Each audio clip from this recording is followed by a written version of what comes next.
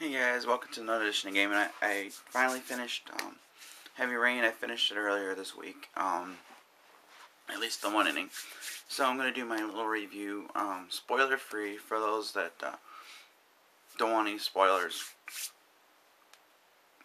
So for those of you that don't know, Heavy Rain is an interactive drama, interactive type game, choose your own adventure, Shenmue, sorta. I mean, it's kind of hard to say, exactly what Heavy Rain is, other than it's awesome.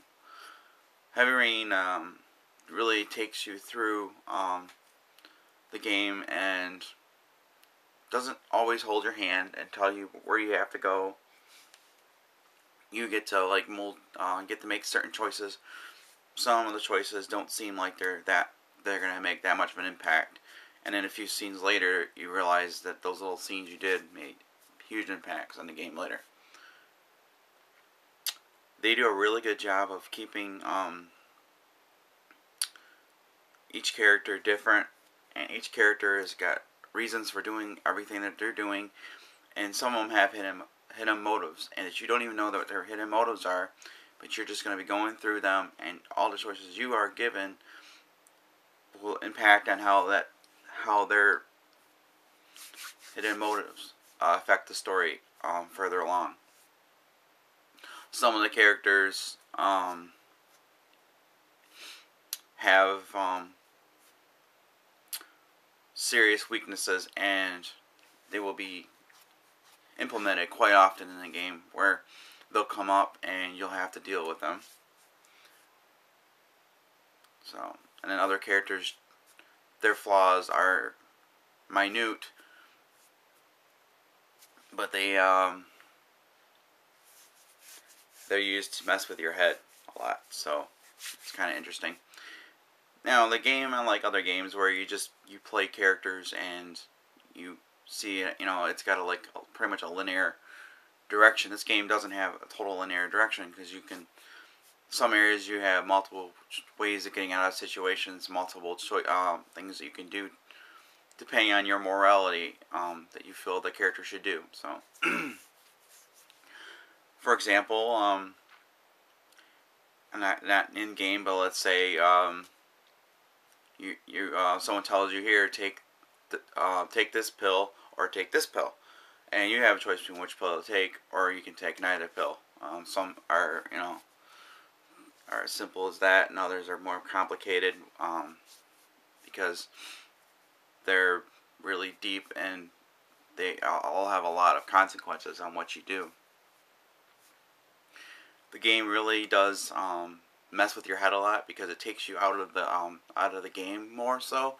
It's more like you feel everything that's going on. You feel the anger of the characters. You feel the atmosphere. You get you can easily get disoriented in this game, because there's some things that just mess with your head so bad that you feel for the characters at all times. I mean,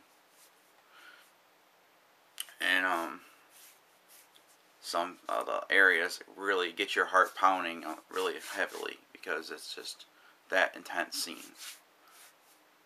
But eventually you'll get to the end of the game, and you'll get your specific ending that's based on all your choices that you made throughout the game, whether if any of your characters died, if all your half your characters died, stuff like that, all your choices and things like that.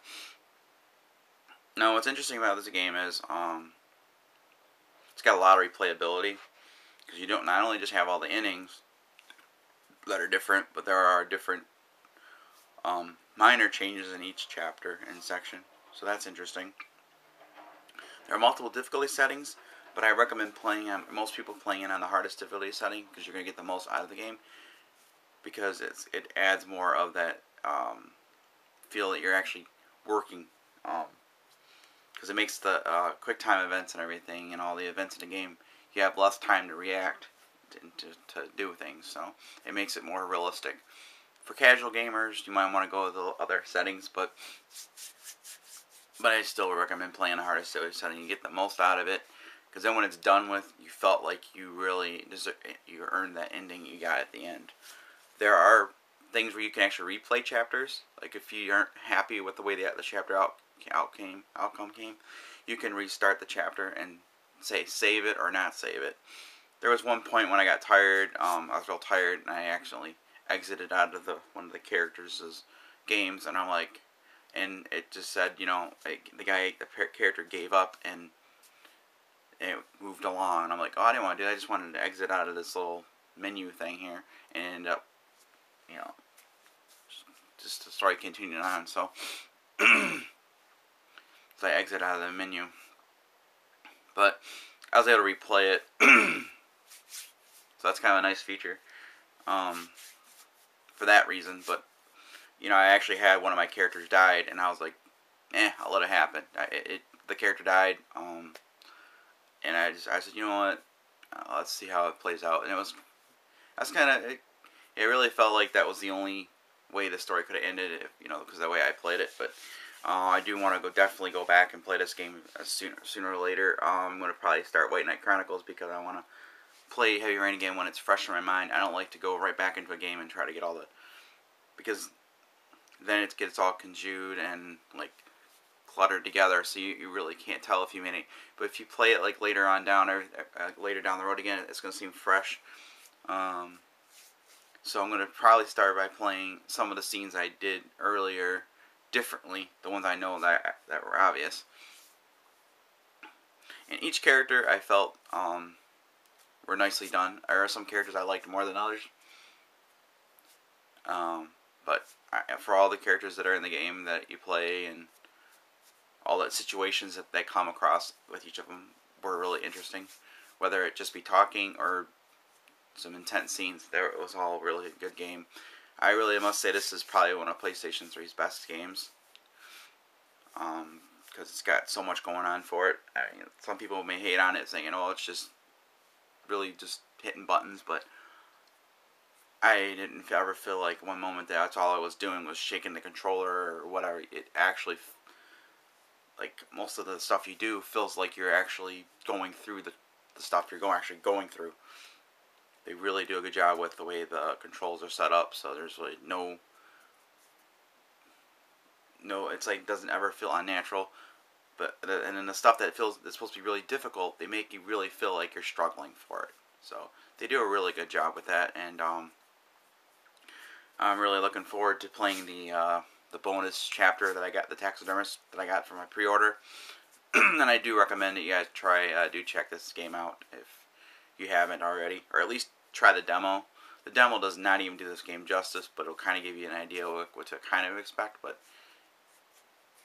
by no means does that even partially give you a taste of what this game really has to offer. It's just a little taste, but not enough to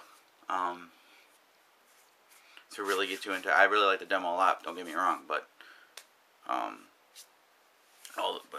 all the stuff that you could do in this, all the stuff that comes in this game, it's just amazing. All the different choices you have and different ways you could play each scene. It's real nice. So yeah, that's all I'm gonna have to say right now. I didn't want to have any real spoilers in the game. I will do a spoilers review later down the road. Maybe some of the some of the scenes in the game. Instead of doing a complete walkthrough, I'll probably do a spoiler walkthrough for those that want to see some of the intense scenes in the game and such like that. So, anyways, thanks for watching. Comments below, and if you like what you see, subscribe. I got more videos coming along the way, especially with the Space Quest. Continuing that one and a few other odds and ends. So, thanks for watching. Take it easy.